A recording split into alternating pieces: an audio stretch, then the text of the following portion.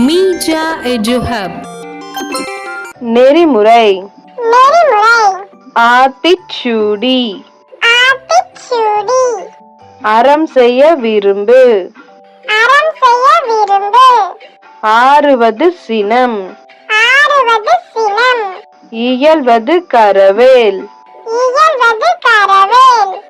ஈவது விளக்கேல் உடையது விளம்பேல் ஊக்கமது கைவிடேல் என் எழுத்து இகழேல் ஏற்பது இகழ்ச்சி ஐயம் இட்டுவுன் ஒப்புரவு ஒழுகு ஓதுவது ஒளியேல்